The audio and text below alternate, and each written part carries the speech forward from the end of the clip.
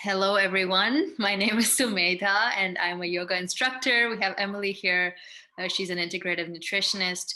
We'll introduce ourselves in just a little bit, but I wanted to start off by welcoming everyone. Thank you for joining us for this session about how we can support holistic mental health using yoga, nutrition, and lifestyle-based tools that address the root of the issue rather than just the symptoms. So this topic is really important because we live in a very stressful world these days. And while it's important for all of us to work on making this world a better place, it's also really important for us to be equipped with the tools to learn how to manage that stress in the meantime, because we're not going to be able to eliminate everything bad that's happening in the world and all of the stressors. But as long as we're equipped to deal with it and we're able to fill our own cups, we can give back more. Better for us, better for everyone else. Or at least that's the perspective with which I'm interested to talk about this topic. And we also wanted to preface this conversation by saying that, Emily and I both believe that health is not a one size fits all approach. And we're both what you would consider a health coach and not a doctor. So we hope that whatever we're sharing with you is useful information that you can use to get a new perspective on how to approach your own health. But if there's anything that you want to try, just make sure you explore it more, consult with a doctor if you need to, and just be safe overall when trying anything new and practicing this in your life. So I think that was just a quick introduction, just setting the stage, and now we can get into it. We hope you enjoy the conversation. Emily, you can start with telling us about your story and what kind of work you do right now as a nutritionist. Yeah, thank you so much. That's so wonderful intro. um, so yeah, my name is Emily. I live in Salt Lake City, Utah. And my background is in biology and landscape architecture, which is what I do for work.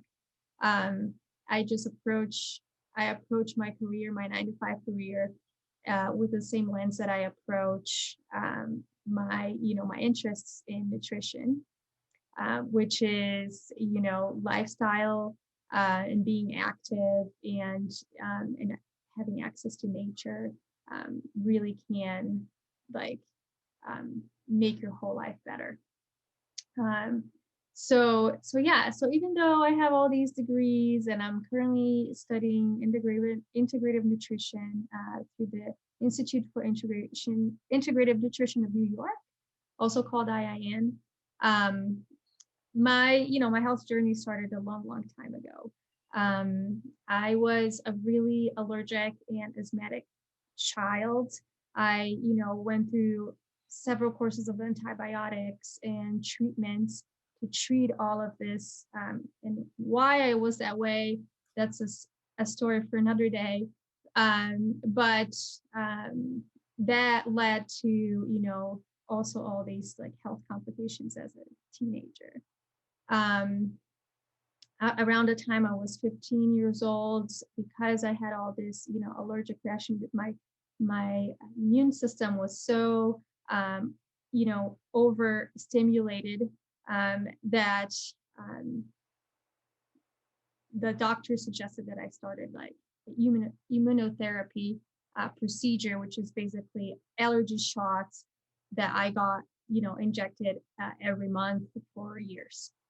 I later found out that those allergy shots are really laden with aluminum and other things that can really trigger the immune response, but also by accumulate in your brain and cause anxiety and depression, which was what I was diagnosed shortly after I started the treatment. So I remember it being very acute. It wasn't sudden, it wasn't gradual, it was very acute. That's another sign that it's like one caused by something that might be external to trauma.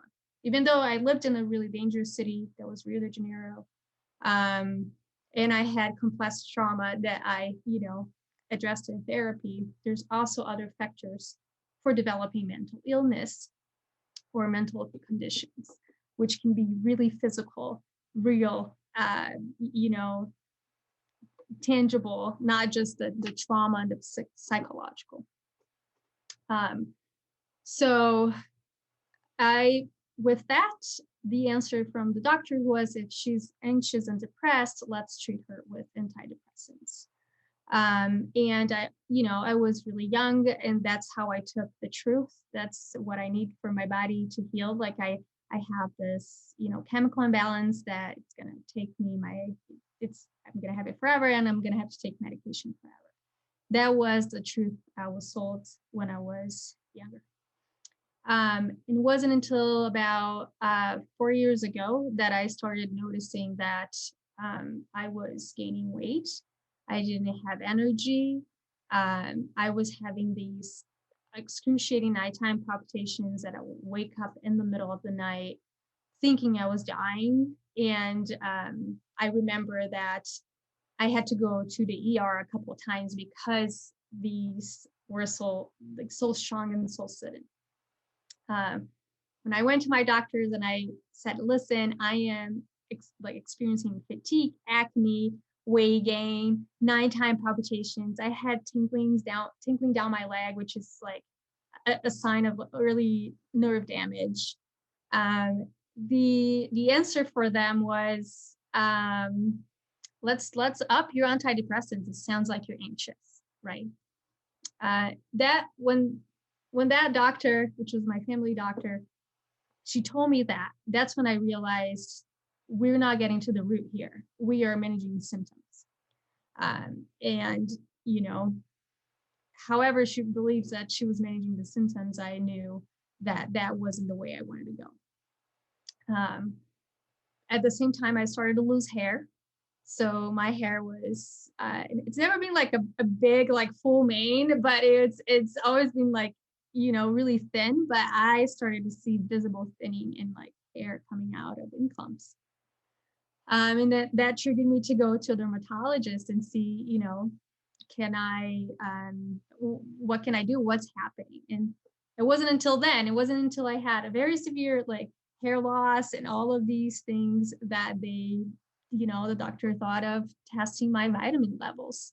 And I was severely B12 deficient, severely B12. Like I was in 100s range, and like the lower range, the lower normal range that you want to be is 300 to 500.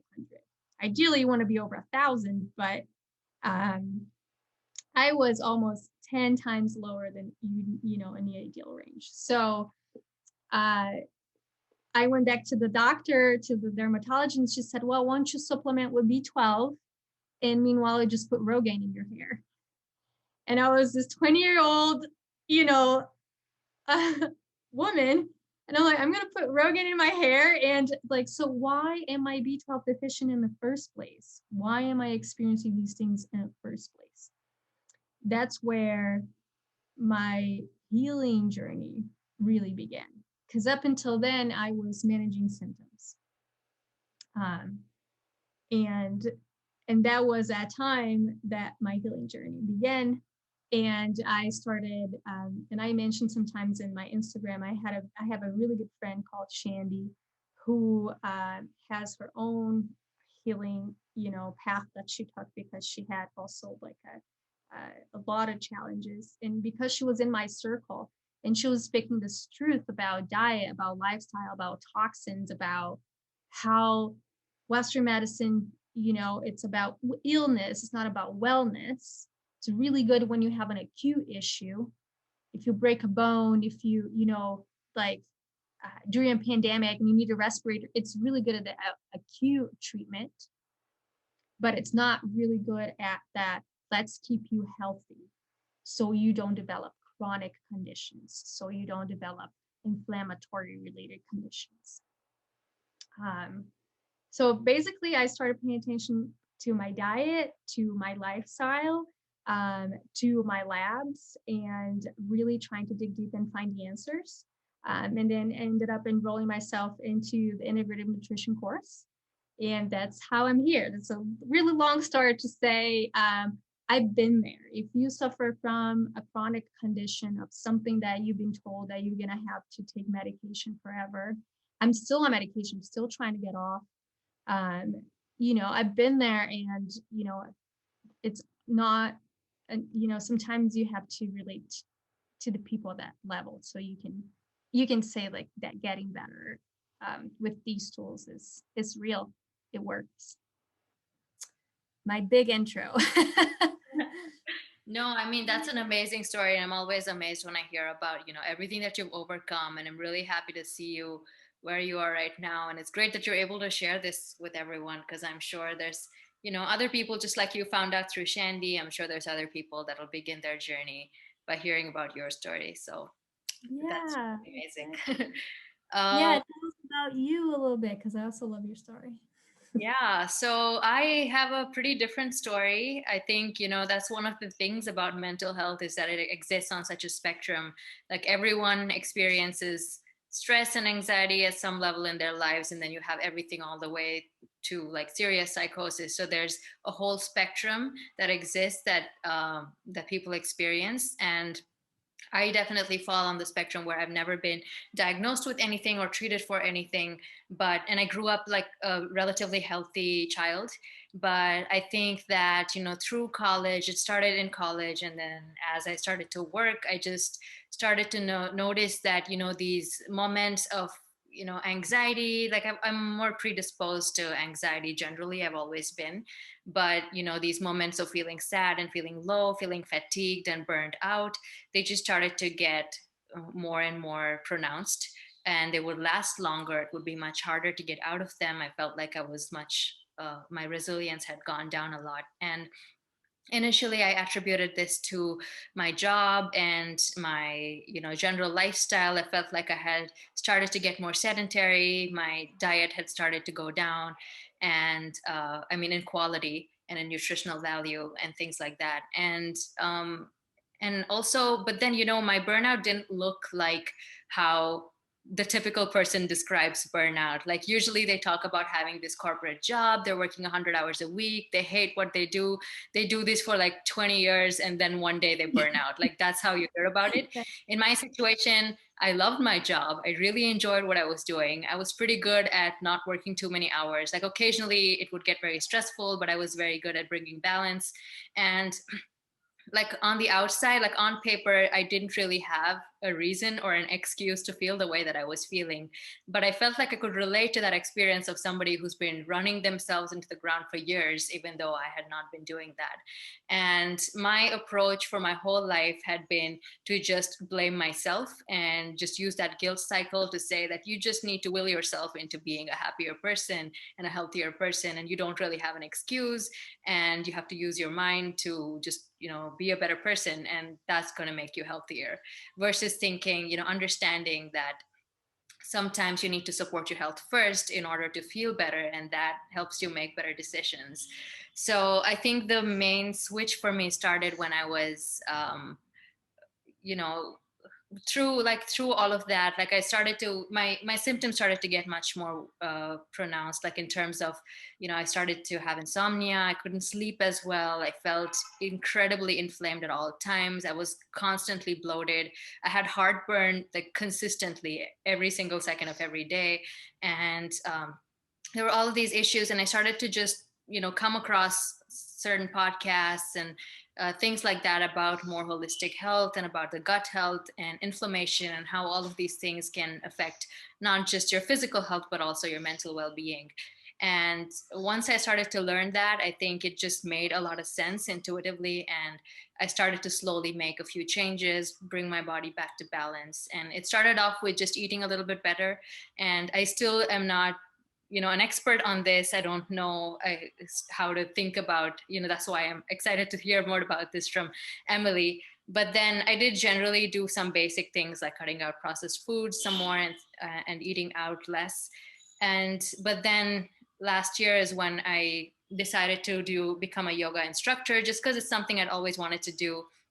And I was so blown away by how immediate those benefits were for my mental health. Like I knew that it would generally be a good lifestyle practice, but I didn't recognize how much it would just shoot my energy levels up, and how much it would just make me feel so much better in every system of my body, like my nervous system, my gut, everything just got like my digestion, everything just healed within a matter of a few weeks. And I was just really amazed by that. And that inspired me to dig deeper into why it works so well. Because unfortunately, yoga is such an old tradition. And in India, it's always been taken seriously as a form of, supplementing other forms of health or as a standalone treatment. But I do think that there's a lot more perception that it's more of a woo-woo kind of topic, and people don't study it enough. And it's still true that there's not even nearly enough research on it yet to explain why a lot of things do, but there is a lot of stuff that people are starting to discover that really helps us understand why it works as effectively as it does. So we'll get into more of that a little bit later. But first I wanted to, ask you, Emily. So we've talked about, how there's, especially with my story, I'm sure a lot of people relate to this feeling of, just telling yourself, especially if you're on the spectrum of mental health where, you're not necessarily diagnosed with anything, but you just feel awful all the time. Like, how can such a person, understand that there's things outside of their own like attitude or perspective that might be affecting their mental health? What are these things, and which of those are within our control? That's a really good question. And I usually bring it back to biology. And there's also the mental part of it. But when we talk about biology and how food changes us, right? At a biochemistry, like a biochemical level. Um, for example, someone that's trying to improve their diet, like you said, we know that processed foods, well, if you don't know, processed foods can cause generalized inflammation in the body. And a lot of mental health conditions stem off of this generalized inflammation. So, by processed food, I mean things that you buy in the grocery store, a lot of refined carbs, things are flour based products like, your breads, your donuts, your cookies, all of these things. They're also really high in carbohydrates and sugars that keep you addicted at this biochemical level. So the way your body works is if you're eating a lot of carbs, a lot of these sugars, it's going to want to burn these and store the rest of it as fat. But it wants to crave more of that because it's, that's what it's burning. It's not used to burning fat, it's burning carbohydrates and the sugars. So that's when you have this cycle of, that's what you've been eating and that is what you crave and that is what you eat, you feel powerless, you feel out of control from your own diet, and people feel guilty. Why can't I just, win this craving? Why can't I just make a better choice, right? Because your body is literally it's stronger than you. So I am always someone that takes the go approach. I'm a go-getter. I try all these different things, like I have a easy time doing that. And for a long time, I thought people are not doing that because they don't want to, until I started learning about your biochemistry. And I started to understand, no, the body are telling them to do this and they feel powerless. They feel disempowered. So it's exactly how you're saying, like, one technique that we really like in integrative nutrition is a technique of crowding out. So basically, you start instead of saying I'm gluten-free now, I am sugar-free now, and you know strive and then fail and then feel awful and says you say I can never do this. You start by focusing on incorporating more good foods. So for me, that is okay. If I'm eating lunch and there's salad and there's vegetables, I'm gonna put 3 portions of vegetables and a bunch of salad. I'm going to try to fill up on these good foods. And then I'm going to be fuller. I'll have less space for the, quote, the foods that are not so nutrient dense, that are more processed. Um, So that is one of the ways that is so important. So if you go hungry in the afternoon, just go to a grocery store and pile up in like fruits and carrots and hummus and avocados and olives and especially if they're I really like these jerky sticks and from there's a couple of brands that I really love. They're really minimal ingredients. So anything with protein and good fats like nuts and seeds, avocado, it keeps you fuller longer. So focus on these, and then if that hunger comes, that craving comes, just eat a bunch of those, make yourself full with the good foods, and then like you said, you support yourself by eating better, by crowding out. You don't even have to put yourself under a label of gluten-free, dairy-free, anything. Then you're going to start feeling better, and then you're going to start making better decisions. Like, okay, I feel better. What else could I be doing? Could I incorporate a supplement? Could I incorporate, a meditation routine?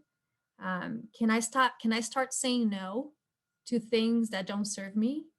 You know, so I that's my approach. A lot of times, I take it to that, to that level. Now, with um, the other level, the mental level, where people just feel disempowered. They feel like they don't know enough about their bodies to make decisions. Uh, For that, I say we have been conditioned to think so. We have been conditioned to look at someone in a white coat and say they hold the truth to what's best for me. I don't know what's best for me. And what I still want people to have their doctors and trust their doctors, I also want them to do their own research, to listen to their bodies, to really tune in and ask questions. A lot of doctors are really receptive if you go and say, "Hey, I really like to do these and these tests.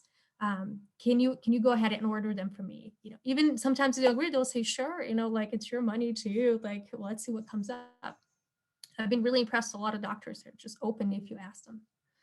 Um, so, so I guess what I'm trying to say, it's not your fault if you feel disempowered at a chemical level, but also a biochemical level, but also at this, empowerment level, because that's how we kind of been conditioned to think. Yeah, I mean, that's so important. And so I feel like last time we were talking, you talked about on and off plate strategies. So I feel like nutrition is definitely a place where people can start to crowd out, like you said, some of those bad foods. But what are some other things that, that might be easier for someone else to start with, for example? If Mhm. for whatever reason, nutrition is a little bit more challenging for them, is there something else that they can begin with? Oh, most definitely. Yeah, that's a really good point, because why is the field called integrative nutrition? Is because we don't look just as that the food that you eat, but also everything that nourishes you off the plate. So we call all the things that nourish you off the plate, we call that primary foods, because that is oftentimes more important than the food that you eat. Um, and then the food that you eat, we call secondary food. So a lot of times people come for me and say, they present my to a problem which they think they can fix with diet, which a lot of times they can. But for example, they say I'm very constipated, and it doesn't matter what I eat. I just can't seem to get things moving. We dig deeper and we find out that that person's always tense. She has poor like boundaries around work, can't say no, or just the profession is really demanding. So then we start working around that way. Okay, where is this coming from? It's coming from a career standpoint and the boundaries, which is related to mental health. So by treating that, a lot of times that those are the root causes for a lot of like illness. So we have an integrative nutrition, something called the Circle of Life. that has, it's just like a pie with many slices, and all these slices, it relates to a different area of your, I have this here somehow, but I don't think you can read it. But anyways, a different area of primary food. So that is spirituality, career, home environment, home cooking, relationships. Um, oh my God, there's so many. So all of these, they're part of the circle of life. And and physical Important. activity is a really important one. What? No, I said those are also important. Like those are kind of like you can't fix any of those things with nutrition, like your job and your relationships.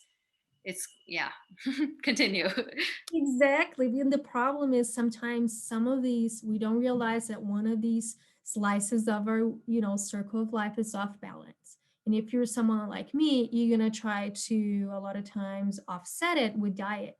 So, I'm really poor, I'm really miserable in my relationship. So I'm going to eat all the kale in the world because diet's something I can't control. And I still will be sick and I still will be unhappy. So when someone comes to me, the first thing that we do is we assess the circle of life. You're never going to have all of the areas of your life be perfect, right? Like we need to come to terms with the fact that there's always going to be something on your to-do list and always something that could improve, and that is life. Um, but you can always it's good to know what's most off balance, what's most bothering you the most, so you can tackle that first. So I always say, for people that say they tell me I don't know where to start, there's so much stuff that's off that I don't know where to start. So I have them do this morning pages exercise, which is every day you wake up, the first thing that you do is you write down 2 pages of notes, of stream of consciousness notes. It could be anything. Mine usually looks like, oh my God, I'm so tired. I'm, past family wants me to do this. I'm doing this, but I'm tired. I don't want to be writing right now. But then what comes out is patterns. Like I'm sluggish again, or I had nighttime palpitations. I wonder if that's related to the coffee I drank, or so your patterns are going to come clearer day after day that you do that exercise. Now, after you can establish a pattern of whatever's bothering you the most at that time, um, that's where you should start. So um, sometimes, like the work exercise, that's like, okay, I'm stressed again, I couldn't sleep, I was thinking about work, this and that comes day after day after day. And then they come back to me and I say, hey, let's start with your work. Like, can you set up a meeting with your boss to, maybe say what's going on and see if you can hold better boundaries around, start and end times of your day or things like that. So that's huge. But also, if people don't know where to start, I usually have them start also with a morning routine. Again, that doesn't work for everyone because everyone, there's people that are night owls. They really don't like waking up so early. But I just say wake up early, like 30 minutes earlier, and let's establish a morning routine that has morning pages, that has a quick breathing exercise, and that has at least 5 to 10 minutes of meditation, of just sitting in silence, um, and then a cup of warm water with Himalayan salt and a squeeze of lemon. So that's one thing that, if they can't do anything, at least that cup of warm water and the meditation. But it causes such a big improvement in people's lives, especially if they stick for it for 21 days. And there's ways that you can, help you in this building a habit. For example, having a health coach that will check in on you every 2 weeks for that accountability. Having a big calendar that you're marking days off, that also, um, and having that mindset that, like, if you fail or if you don't do it one day, it's okay. That It's part of life. So that helps in habit building. And those little small steps can really make you feel better, to like start choosing better for yourself after that. Yeah, absolutely. And I think that, I've definitely started to incorporate those things. I try to meditate on a regular basis, and the lemon water, definitely. There's something about, I don't know if it's just like placebo, or I'm sure it actually works, but it's like when I drink it, I just feel like I'm fully cleansed now. Like I'm not gonna have Instantly, yeah. like it's pretty amazing how it works. Yeah. So yeah, so that's really great. And another thing that I really like to, obviously advocate for is to try to get some kind of movement in that morning routine, even if it's a really simple stretch, or like you mentioned, breathing exercises are really amazing. And I want to talk a little bit about why those are so effective and what I've learned. Yeah. So I mean, one thing that we all know is, exercise we know is generally good for mental health, like any form of exercise, whether you're into running or walking or Pilates or CrossFit or whatever your preferred or workout method is. And one of the reasons is, generally keeping yourself healthy, getting rid of the muscle tension, those joint aches, and eliminating that kind of chronic pain generally puts your body more at ease and reduces your stress response in that way. Exercise has also been shown to increase, like reduce your cortisol levels, increase your endorphins. So pretty much any form of exercise will give you some mood boost just through those things. But there's specific things that yoga does that kind of go a little bit beyond that. And to understand that, we have to go back to understanding, how yoga started and what was the intention behind it. And this is like thousands of year old tradition that was started in ancient India. And the intention of this practice, and a lot of people who might have just heard of yoga in popular culture associate it more with like the asana and pranayama portion of it, which is the exercises, the poses that you do, and the breathing. um, but yoga as a path is an eightfold path, and it includes everything from how to be in society, the ethics of being a good person and creating a good social environment, and then how you can build your own personal routine in terms of reflection, self-analysis, being kind to yourself, and working on personal development. And then you have the asana and pranayama, which works on supporting your body along this path and just making sure your body is supportive of whatever is going on with your whole being. And then you work on, focusing your mind, meditation, concentration, more control over your emotions. And ultimately, the goal is self realization and aligning with your highest self, your highest purpose. If you're a spiritual person and believe in a higher power, then it's a union of yourself with the higher power. And if not, then you can just look at it as just achieving your highest spiritual, emotional, and mental potential, along with being an overall healthy person.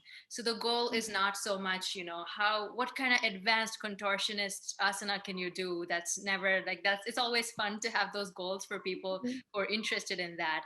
But for most people, it's good enough if you just do the basic things and just understand how they're supporting all of these other areas of your health. And so the unique thing about it is that because it's so designed for overall mental health and well-being, it really focuses, in addition to your general muscle toning and all of that, it focuses on the endocrine system, the nervous system, and then other things like your gut health, which are known to be three key things that have a very strong connection to your mood and how your mental state is. And of course, the simplest way that it would help is just with the asanas, just through the pressure points. There are certain asanas. I'm sorry, by the way, about all the background noise. I hope that it's not Oh, it's not so, no, it's very okay. faint. Okay. Sounds of India.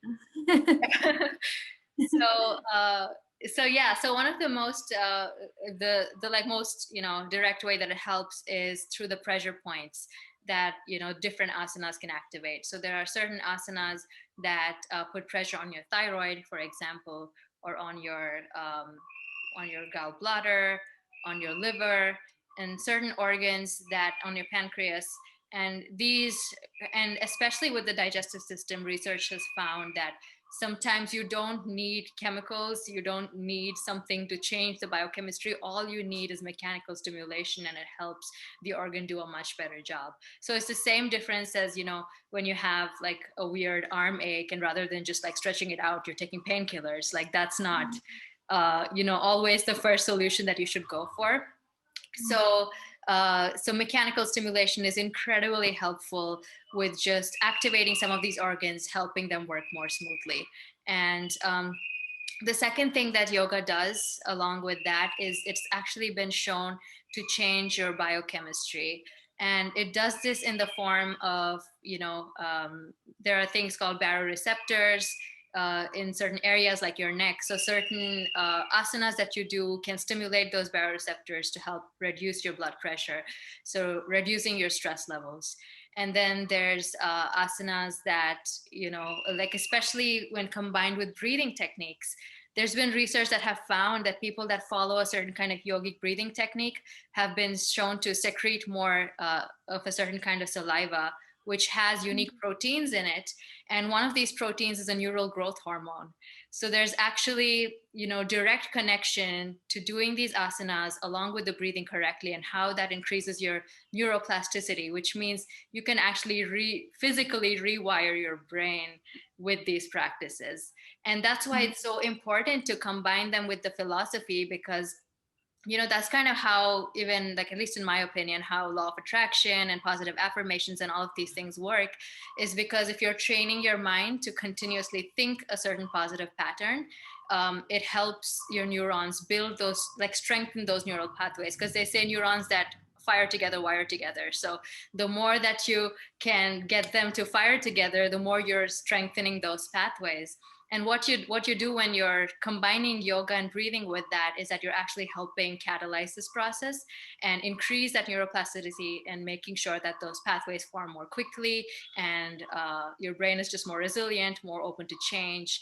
And all the philosophy, the positive thoughts, the behavior that you're reinforcing yourself with is also supported with your body actually enabling those changes. So that's another incredible way that it can calm your nervous system.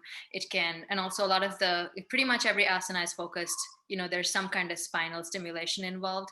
So it's getting that blood flow to your spine, calming your nervous system, stretching it out, and also making sure that, there are some of these biochemical changes that are being stimulated in your body. And then the next thing, of course, is, things like your gut health. And I also read just yesterday, actually, and I don't know if you know more about it, but I was really interested. But just like you have an enteric nervous system in your gut, and you have that gut brain connection that connects, that elevates your mood, there's apparently a similar set of neurons in your lungs that has a similar connection with your brain. I didn't get too much into it, I just read about it, but it's possible that, so, and that would explain why breathing is so effective. And I think, taking care of your gut, making sure it's more healthy, can definitely improve mood. And certain yoga and doing yoga on a regular basis has shown to increase the serotonin levels within your gut as well. So there's that. And then there's the really interesting thing that that breathing does. And especially combined with yoga, because they're so important. It's so important to breathe correctly when you're doing yoga asanas, and every instructor will stress on that. And one of the most amazing ways that it helps is, we were talking about earlier how you can't make the world a less stressful place overnight. Like, and there's going to be things that, there's also this concept of toxic positivity, right? You can't always be happy about what's going on all the time. The world is not the greatest place. There's going to be things that upset you, and they should upset you, rightly so. Like, there's things that's going to make you angry. It's appropriate to be angry and upset and stressed in certain situations. But what's important is that you don't get stuck in that state, and you're able to show the appropriate amount of emotion, and then step back, process it, and then figure out either what to do about it or avoid it and move on with whatever you need to do. Mm-hmm. So that emotional resilience of being able to address an issue in the appropriate manner emotionally, but then be able to return your body to homeostasis is absolutely important. And that is something that yoga does absolutely effectively, because There's various asanas and breathing techniques that moderate between activating your sympathetic nervous system and then activating your parasympathetic nervous system. So your sympathetic nervous system is your body's fight and flight response. It does things like increase your heart rate, increase sweating, get blood pushed out to your limbs, dilate your pupils, get you ready for whatever action you're about to encounter. And the parasympathetic nervous system is responsible for the calming response. So bringing down your breathing, your heart rate, putting blood into your digestive system, allowing that process, constricting your pupils and all of that, the resting state. And what happens when you don't practice like a regulated and safe way to kind of go switch from sympathetic to parasympathetic seamlessly is that when you encounter a stressful situation, your body tends to get stuck in that state for a while and carry that stress with you a lot longer than you need to. And it's just like how they say, when when your mood is happy, then when you're happy, your blood pressure goes down, and then it's the same thing. Like, you can also start those changes with your body and see how it reverses your mood. So for example, breathing exercises, inhales are supposed to stimulate your sympathetic more. The exhale is supposed to stimulate your parasympathetic, your calming response. Similarly, breathing from your right nostril, which is connected to your left brain. The left part of the brain controls the right part of the body. So the right nostril is the more energizing, the masculine, the sun, the sympathetic part of your body. And then the left nostril is connected to your right brain, which is like the female, the moon, the calming parasympathetic part of your body. So being able to incorporate those techniques where you're, breathing, either if you're in a very heightened state, you can just do the parasympathetic activation and then eventually bring yourself to balance. Or if you're, for people that struggle with depression, for example, they have them do the breathing exercises and asanas that are more the energizing, because that's what they need. And for people with anxiety, they ask them to focus more on the calming, because that's what they need. But ultimately, for everyone, you focus more on that, but then you bring yourself to balance in the end. And what this does is it does increase that resilience in the human body. Similarly, a lot of back bending exercises are supposed to, again, stimulate the spinal cord, increase that sympathetic response. And then forward bending exercises are more the calming, the releasing parasympathetic response. So a lot of the sequences that you do, the breathing incorporated within them or done as a separate exercise, can help your body learn how to ease in and out of these states quickly. And it also increases your heart rate variability, which is the ability of your heart to like beat faster and then beat slower, and just seamlessly move through that without getting stressed out with every change. So these things, when your body is capable of doing these changes, then you can be sure that when you encounter a certain situation, you're able to elevate your body to the appropriate response when it's needed.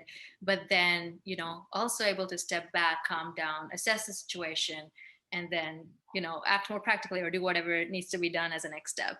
So these are some of the, this is just like scratching the surface of the research. And the research itself is only scratching the surface, and what I just told you is scratching the surface off that research. So the 1% of the 1% explaining the different ways in which yoga can really support your mental health. And it really helps to understand these things, for one thing, because you can then use it more appropriately to help you depending on your situation. And it also just, it's just when you know what it's doing for you, it's like, it just makes you get more of the workout, because you understand that it's doing all these things. It's not just a movement. So it inspires you to keep up the regular practice when you see the long-term benefits.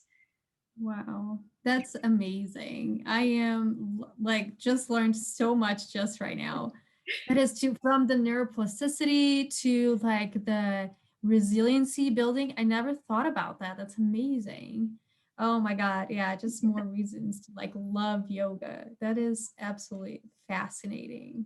Yeah, and I think for anyone who might be new to this, or who might have never heard of it before but is interested, like it's if you don't want to get straight into it, like nobody's asking you to get into like a straight 1 hour power yoga session or do any inversion asanas, but just starting with some very basic things like like simple forward folds and backward folds and just twists, and making sure every part of your body is warmed up, and incorporating a little bit of that very regular intentional breathing every day.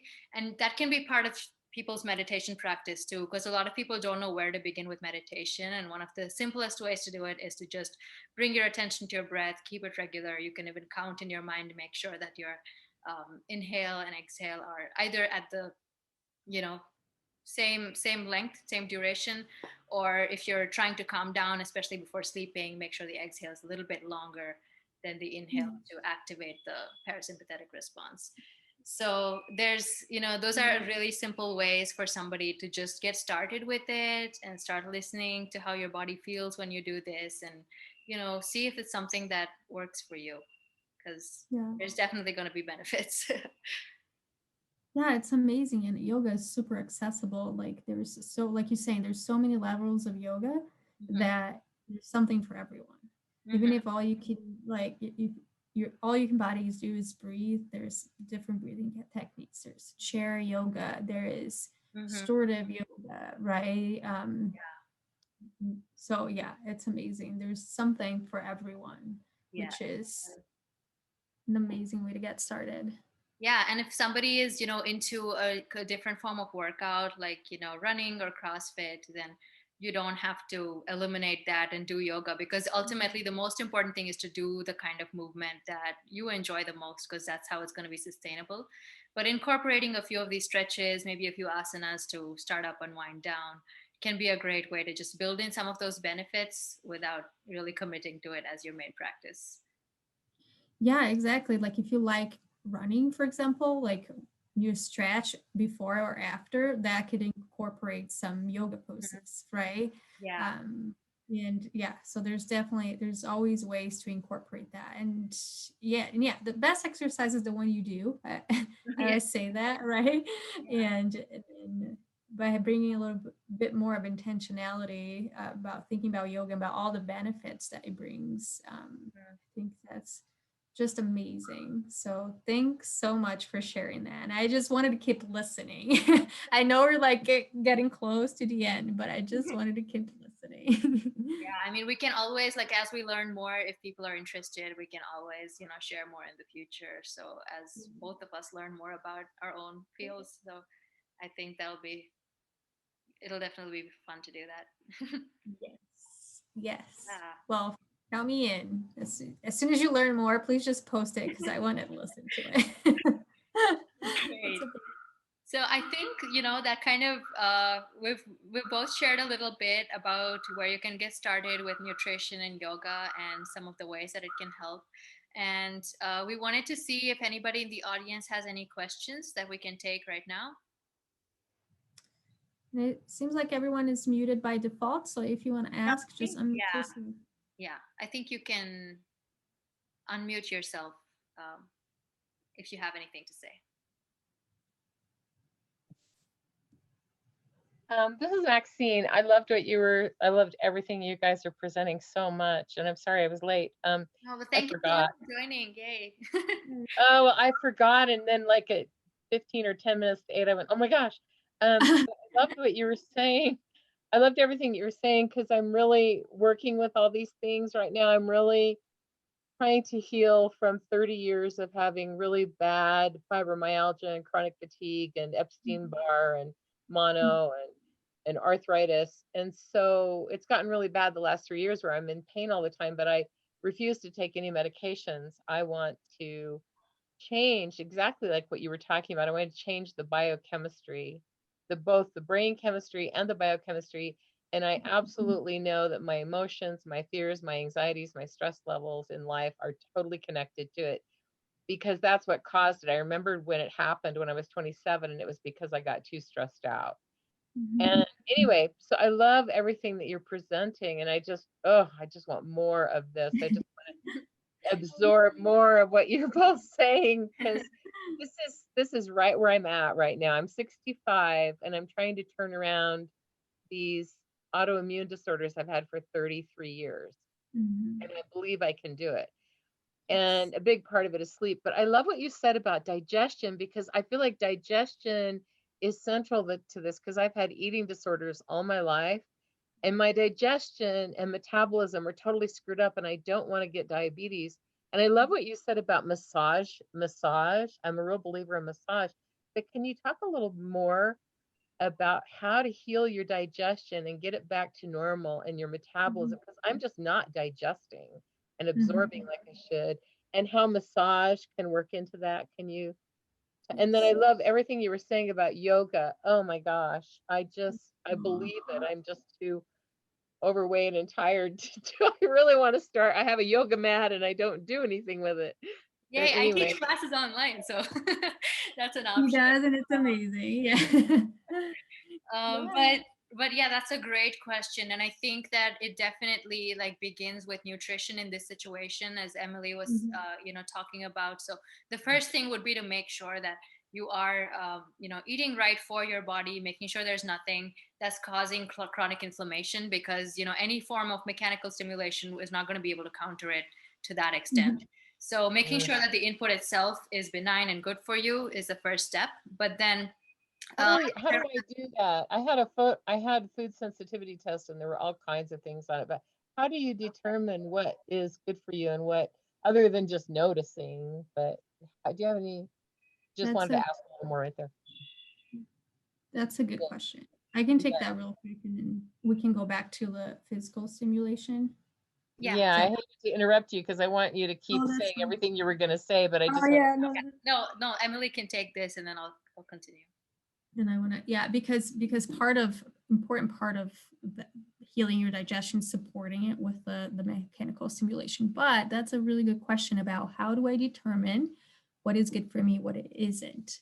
And then a lot of people go to food sensitivity tests, which sometimes they're pricey, and they come up with 20 foods that you're sensitive to. So the best way to determine is with an elimination diet. And that's sometimes not very popular because it sucks sometimes.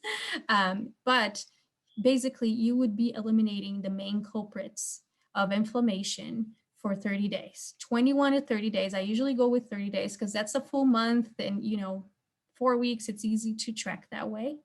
But your antibodies, they turn over from 21 to 23 days, and you need at least that amount of time without eating the food for you to feel difference when you reintroduce it. So I usually tell the people that work with me to cut out the main culprits for 30 days. That is gluten, dairy, processed sugars, alcohol. I guess those are the four main ones. Now, Maxine, because you are in the autoimmune spectrum, which means your body is more inflamed, your immune system is reacting even stronger, I would also suggest eliminating nightshades, nuts and seeds, grains and beans. That's a lot of elimination, right? But there's tons of recipes and everything that you can do to just eat the foods that don't cause sensitivity in a lot of people. So after you eliminate these foods for 30 days, you then start on our reintroduction protocol. So you reintroduce foods one at a time, spacing them out for 2 days. And then during those 2 days, you eat the food generously and see if you find any symptoms, either psychological and mental or physical. So it's a lot of feedback, seeing what and then what you need to eliminate on the long term. And when I say long term, I say it can be from 6 months to a year. And then you're able to even incorporate some of these foods again at smaller dosage. For example, I've been dairy free and gluten free for a year and a half now. I did the elimination diet and I realized that those are the foods that cause me sensitivity. I had a constant postal nasal drip, I had rosacea, I had the B12 sensitivity deficiency, all of those things. Eliminated these foods, I changed completely. Um, and but now I know I can tolerate goat dairy in small amounts in salads. You know, I know that like every once in a while someone cooks with butter, it's not gonna my body's gonna go crazy. Because what's happening is if you're eating a lot of these inflammatory foods, even though for some people like, oh, I'm just eating rice and beans, you know, but they can be inflammatory to you if you're sensitive to that level. You're basically causing your gut to be inflamed. And then I always like to do this. These are the cells of your intestines, and they're supposed to look like fingers. So they have a lot of surface area to absorb the food that's been digested. Whenever you eat gluten, and that happens to everyone when they eat gluten, the cells separate. For some people, they separate and go back really quickly, so it doesn't matter. For some other people, there are, an inflammation, more inflamed. These gap junctions, they stay separated for longer. Now you have entire food particles leaching into your bloodstream, making your immune system go haywire and say, we need to attack that. And then you have all these antibodies in your body for all these different types of foods, that if you take a test, it's going to come, you're sensitive to this, and that. So that's why I don't really like the tests, because they scare you off and you never feel like you can do elimination diet because there's no way to eliminate all of these things. Once you start to heal your gut, these tight junctions are, coming back together. If your stomach acid is working well, if you're maybe, start supplementing with digestive enzymes so you can break down those foods that you're eating better so you can absorb them better. That's how you start to heal your gut. The best way to determine which foods are problematic to you is an elimination diet. And then you need to support it with not only supplements, but also strategies like yoga. That's really interesting. Thank you. Can you email a list? I mean, that's pretty much everything I eat is every beans, nuts, bread. So can you email that list or maybe put it in the message chat? And I'll see if I can do it. I mean, I'm desperate. I am so desperate because I've really had inflamed digestion this last week or two, and I can't digest. So yeah, I'm kind of desperate. So maybe I will, if you can send or maybe I'll just write it down. Can you name those things? I'll write it down right now. Can you name them? I wrote a blog post about it and I can post a link here in the chat. But yes, I just wrote one. Okay. So you list all the things there I list all these things, and I kind of list everything that we just talked about in regards to leaky gut and inflammation and how to go about it. And there's put some resources in there too. And then I can hook you up with some recipes, because you're gonna find yourself eating a lot of like chicken and baked vegetables, big salads, lots of soup. So definitely in there, if you eat animal foods, like good quality proteins. But thanks, Emily. Yeah, no problem. It's amazing that you had a blog post just ready to go. That's awesome. It was like my first, what I'm going to talk about, elimination diets is the first one. So I'm glad that was of help, Yeah. What are some poses, Sumeda, that you would suggest for gut inflammation or helping with with digestion? So for one thing, deep breathing is something that I begin every session with, and that itself can be a really gentle stimulant, because every time you're inhaling, like a lot of people tend to breathe the wrong way. They inhale and puff up their chest, and then they exhale. But what you're actually supposed to do is inhale and inflate your stomach, pushes your diaphragm down, expands your chest for your lungs to open up more. And then when you exhale, you deflate your stomach. So that's just a very gentle way to get your diaphragm to start putting some light pressure on your abdominal region. And you can start to do that. That also sets the rhythm for when you do asanas to kind of inhale and exhale the right way. And then you can do basically it's just very intuitive. So when you're doing, for example, when you're trying to get your entire abdominal region, which is the lower part of your alimentary canal stimulated. You can do some forward bending exercises, whatever's, a lot of people have issues with their back. So just whatever's comfortable with you and whatever you're able to do. And, if there's movements that are off limits, you can stay away from those. But Mhm. a lot of bending forward and then bending backward. And then there's twists and there's certain asanas. And again, Maxine, I can like email these to you at some point if you share your email with me. But there's That'd be certain great. asanas where you kind of bend your knee and you hold it up against your abdominal region, and then you twist, and that puts pressure on your abdominal glands like your liver, your pancreas, your gallbladder, and your stomach. So there's those asanas. There's other ones that are lying down on your stomach and doing certain twists or movements that puts pressure on your abdomen. And then there's other ones that you're lying down and you're basically, twisting your spine. You're like looking in one direction, twisting your knees onto the other side. And that again helps ring out your system basically and get it moving in different directions. So there's definitely a few sequence of each of those movements that you can do: sitting, standing, lying down, twisting. And if there's any things that you have, for example, you're not allowed to do a certain kind of inversion, or you have a certain spinal thing, like just let me know about those things so I can make sure that I give you a few asanas that don't include anything that could hurt you the wrong way. But yeah, there's it's pretty intuitive. Other than that, it's just moving that region in whatever way you can, and a combination of all of those things is what's gonna just help things move, like elimination happen more smoothly, and just supports your gut detoxification process.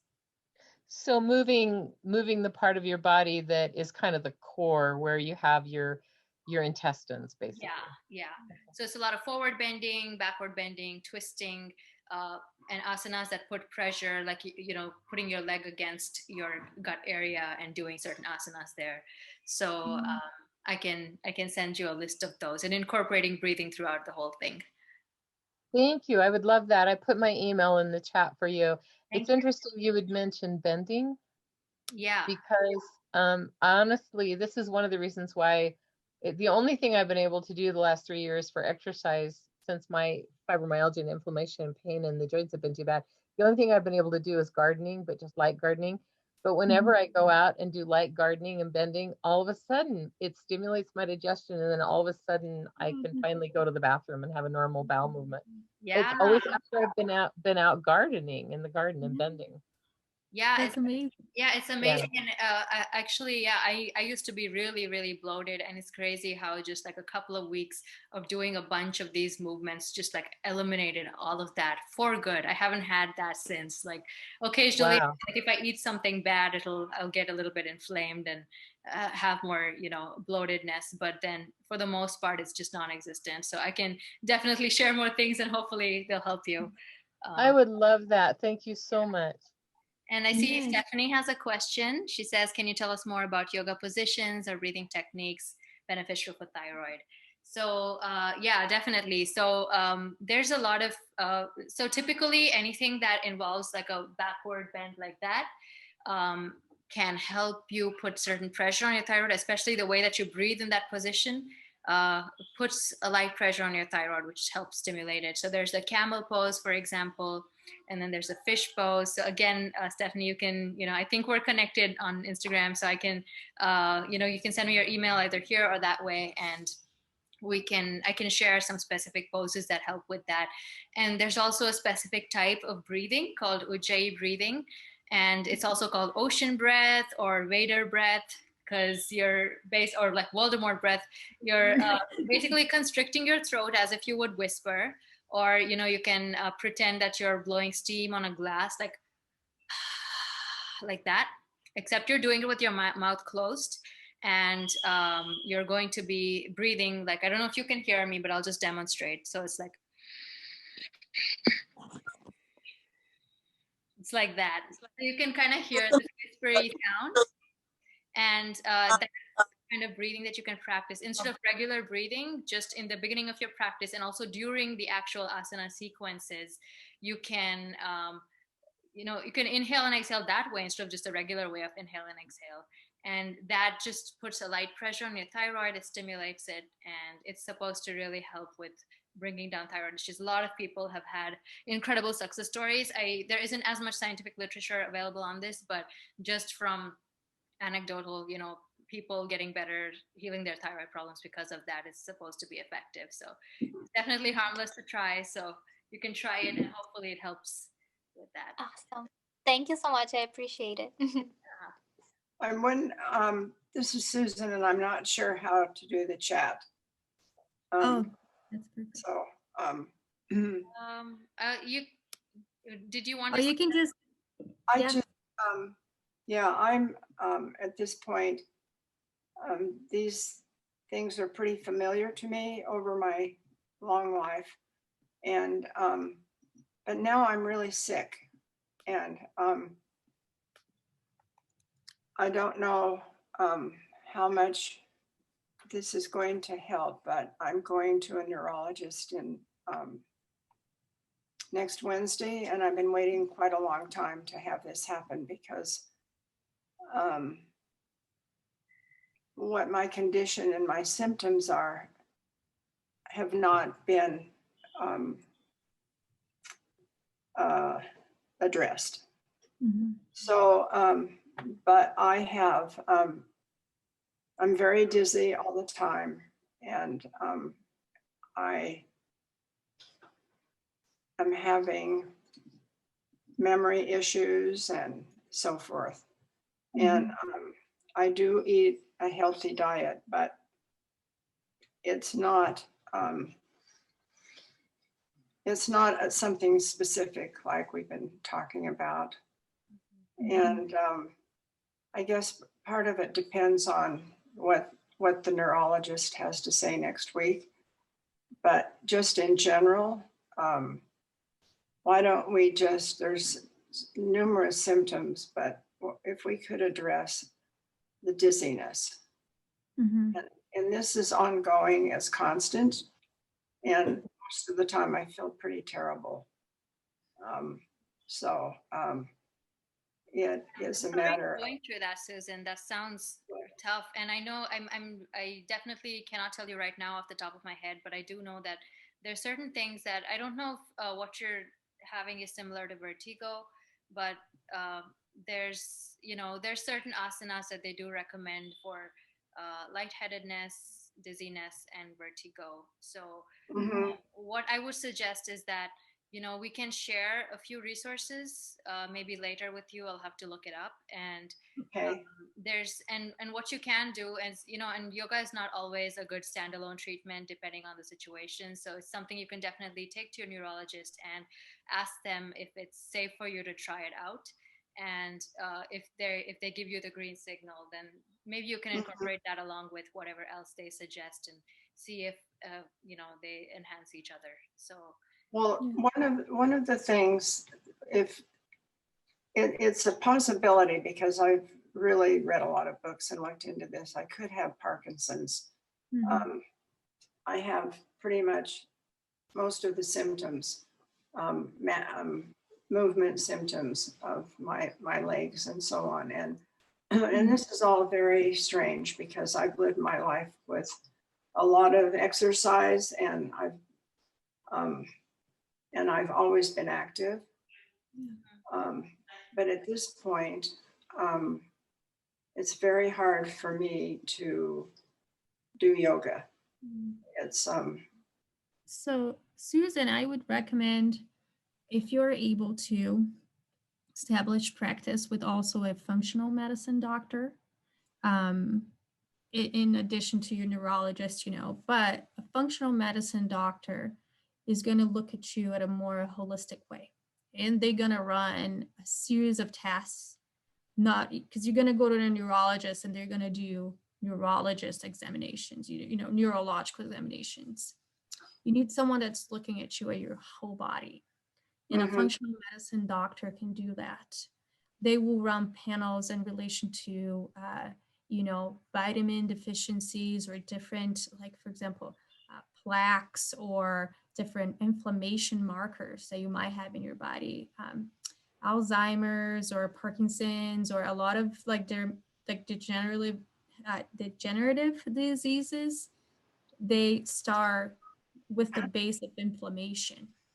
And Right. the doctors will be able to tell you where your markers are, and not only supplement with like you said, your diet is good, you have movement throughout your life, so then maybe we have to dig deeper. Maybe you have some sort of toxic load that hasn't been addressed. Is he having metals? Is it mold toxicity? Is there hormonal problems that are being caused because of these other root issues?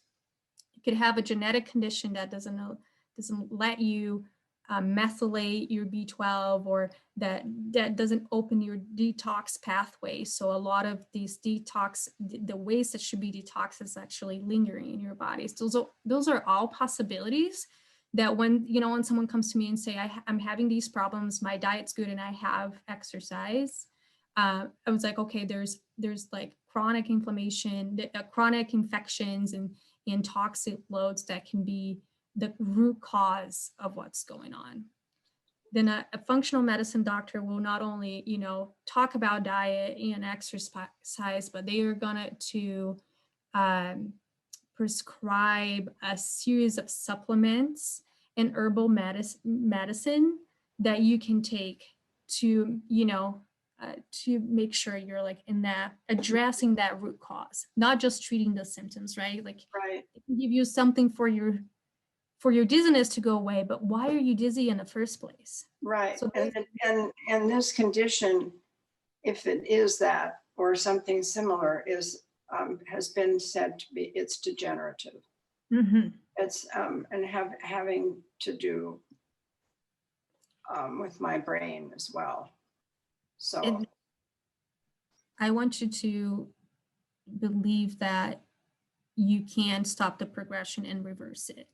With the correct help, it is possible. Every day and day, I research a lot of that, and there's tons of accounts of that. Mm-hmm. That's why I think finding the right, finding an additional specialist, the functional medicine doctor that can help you look at yourself at that whole body approach. Do you know somebody? I have a few recommendations that I can message you. I can email you. Okay. All right. Great. Mm-hmm. Thank you. Yes. And that lemon water with a pinch of, I had a friend that was experiencing dizziness, and that's probably different, but she was taking that warm lemon water with a pinch of Himalayan salt every day, and she says it's gone. She had a lot of nausea in the morning too. That really helped her. So you mean I can't drink my coffee, my decaf? Oh, you can. Yeah. with my it's with my silk, which I find out is made with palm oil. Oh no! Ouch!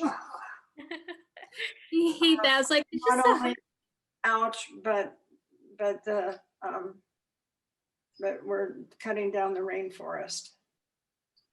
Yeah, no, you can definitely have your coffee if that's something you enjoy. It's just on an empty stomach before you have your coffee.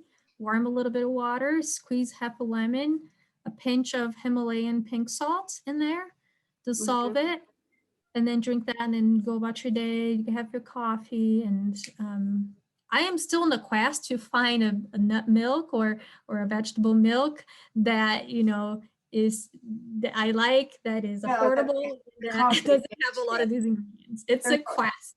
Yeah, there are a lot of things out there, but they don't really give you good flavor. So so why bother? But I know. Anyway, it has been said by people, by nutritionists, that this particular condition, actually, they're encouraging coffee, that it can be a benefit. Just one cup. Right. Yeah. Coffee has so many antioxidants, and it has been shown to improve cognitive function. And also with a lot of times people are talking about eliminating coffee, what they don't understand, that's not your case, but a lot of nutritionists will go about cut out your coffee. What they don't understand that coffee right now is the #1 source of antioxidants for someone that's following the standard American diet. Really? So if they're eating, like most of the people around us eat, like a sandwich or, things like that, that they're like following the standard American diet, their #1 source of antioxidants is coffee. You cut that, and all of a sudden they don't have access to flavonoids and antioxidants anymore. So I'm always a good, fan of adding in more stuff, and then we'll figure out what is not working out and eliminating that way after you find good things to replace it with, if you choose to do that. So Okay, thank Great. you. thank you. Yeah. That's our conversation for today. Thank you all so much for joining us and for supporting this. We wish you all Thank the you. most holistic health and wellness in your lives. And Yes, very good. yeah, thanks for taking the time out to join us today.